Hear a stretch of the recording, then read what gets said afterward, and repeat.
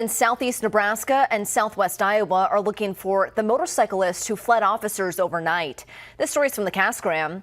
Around 2 a.m., Cass County, Nebraska officers were advised that Mills County, Iowa Sheriff's deputies were pursuing a Harley-Davidson motorcycle.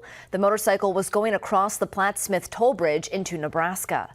Deputies lost the motorcycle in the curves on the Nebraska side, but they did manage to catch his license plate. Well, now it's just a matter of time before they track down the rider.